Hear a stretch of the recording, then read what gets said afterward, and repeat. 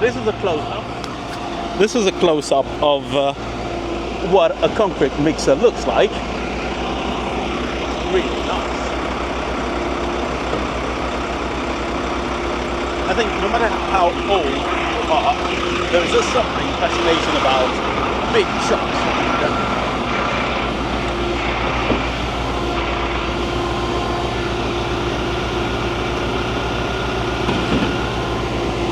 So this is how Buenos.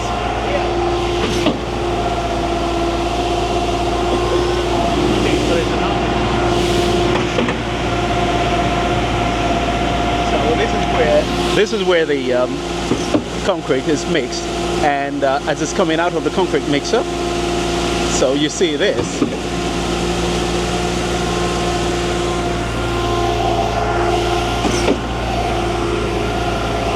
And, so they have this here. Absolutely amazing. So this is a pump, and the pump's got this sort of it's coming out here, it's still mixing it just to make sure it's like a liquid enough, and then it goes all the way to the top. Alright, now I'm going to go and ask them, whoever.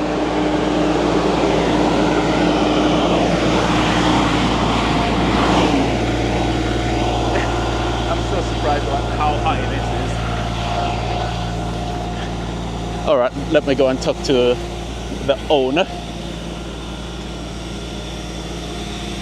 Absolutely amazing, I have to say. ¿Cuánto hay ahí en metros cuadrados, no? Maya. Unos 20 metros. Por lo menos, hasta el tubo no sé, ya. Sí, pero ahí las vigas son muy altas, ¿no? This is the guy with the remote control who controls the arm of the machine. So, and then you have the he's here with the control.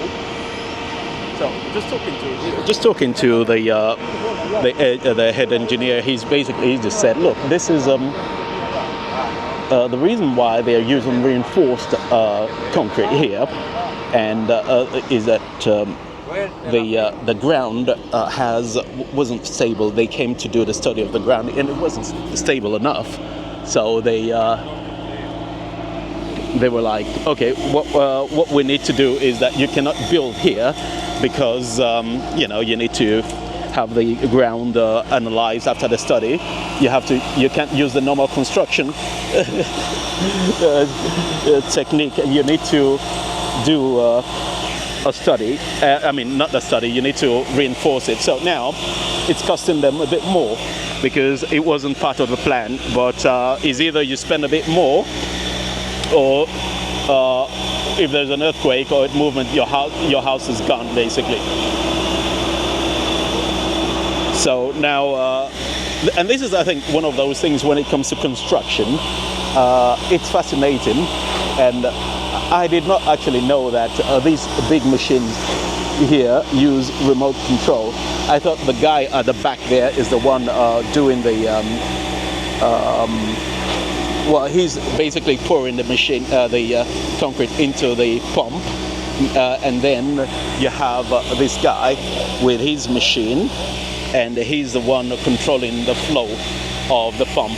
And then you have someone else doing the mixing, basically pouring it and spreading it around. And then you have someone else with the sort of vibrator, making sure the concrete, removing the bubbles, air bubbles.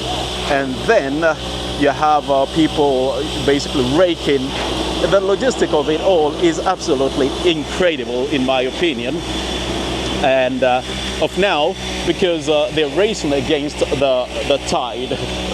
Well, the rain, because now it's most likely going to rain, and when you live in the mountains, you get, well, the view is great, which is nice, but then you get the logistics of actually having to build here, and to get this to work, they had to where the machines and the concrete mixtures are is a lot of land that belongs to someone else.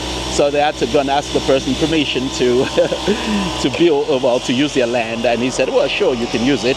So they cleared it up, basically cleaned it up a bit, opened it, and then the machine was able to land, because the road was so narrow and there's a massive curve there that it's almost impossible for any truck to come up here with delivering goods. So it's amazing, really, the amount of work that is required to pull this off. They were even afraid that they weren't going to have enough concrete, but the machine just got here and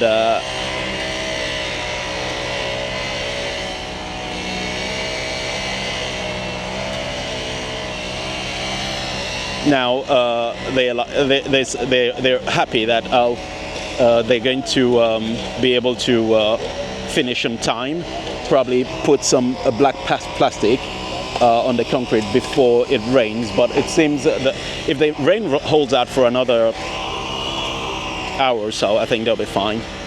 But I think in half an hour they would have finished pouring the concrete.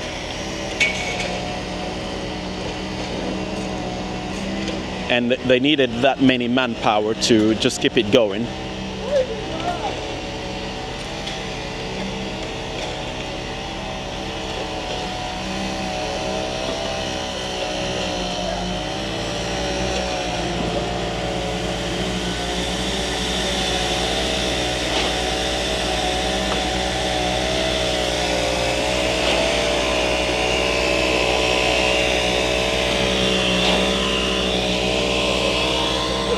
The joys of being able to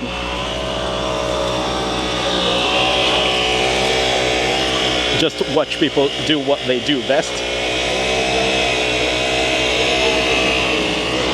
Actually, seeing this machine pour concrete at that speed is absolutely amazing. And the communication between the guy, and he said, look, the previous concrete that you poured was a bit too thick. You need to add a bit more water, because then spreading it was a bit of a pain for us. And now it's a bit, I think there's a bit more flow in the way they're working. So it's now, I think it's much faster. So the previous concrete was a bit too thick, and now this one is a bit, well, much better, I suppose.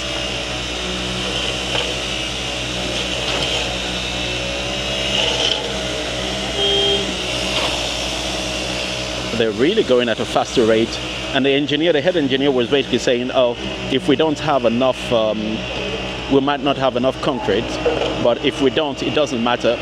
The type of pouring, you need to pour everything on the same day. You can't do half-half, otherwise the concrete will shift, and we don't want that.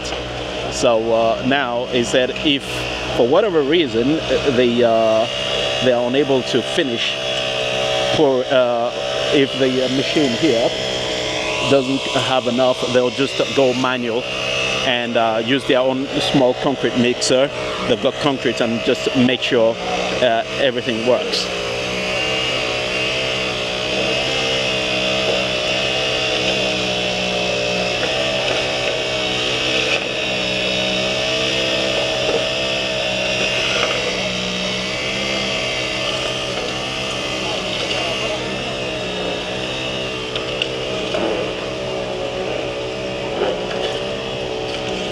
I think this is the fastest part of the build that they actually did.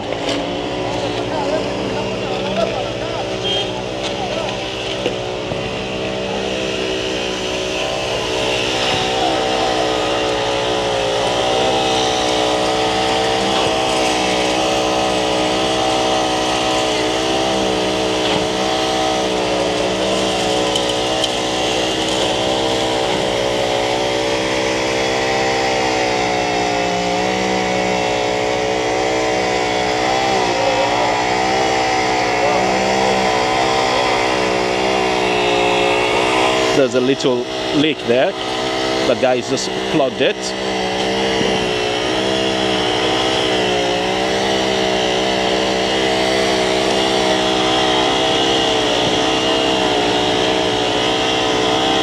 This is the first time I've actually been near a construction site with that much. Well, this with machines and sort of heavy concrete mixing and pump. So these guys communicating with the guy operating the machine, telling him, well, okay, I think you should go easy now. There's a little leak there, but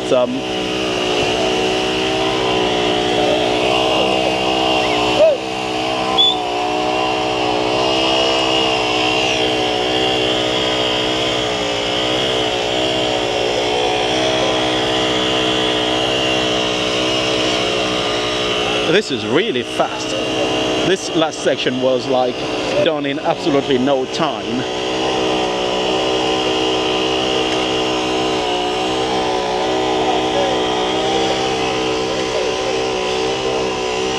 It's amazing when you see people do what they do best and they do it well. Well, it looks well to me. I wouldn't have been able to do this, but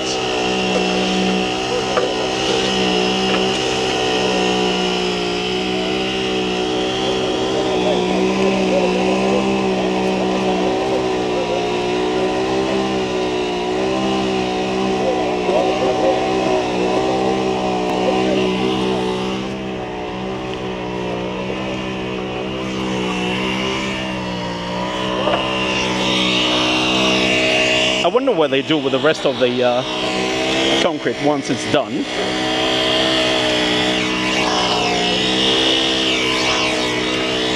I mean, if there is excess concrete, what do? Do you just pour it, or?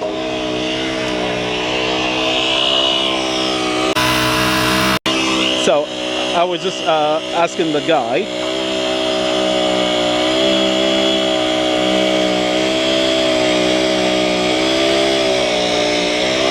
what that this section was, they did it really quick. He said, well, that's normal because you have less rebars, but on the other side they had a lot of rebars, and that meant you could go. It wasn't as easy for them to do. So you get all that. Oh, it's a bit quieter now.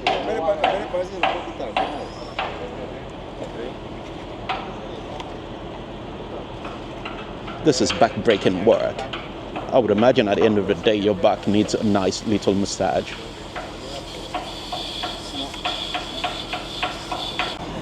All right. So I think it was fun to watch, actually. I think I understand why when there is a construction site, people are fascinated by what it means. But I just enjoyed actually watching, people do what they do. And now, once this is done, the amount of the machinery, logistics, the amount of know-how, people, once it's finished, then you get the guy mixing the managing the concrete mixer is now just going at the machine, cleaning it up so that concrete doesn't get stuck. And yeah, it's really impressive, I have to say. It's just one of those things that the machinery, the world is such a small place, but at the same time, the world is big enough. It's small and big enough that you might know a lot, but there is just so much that most of us don't know if you don't actually work in the area. So, pretty cool.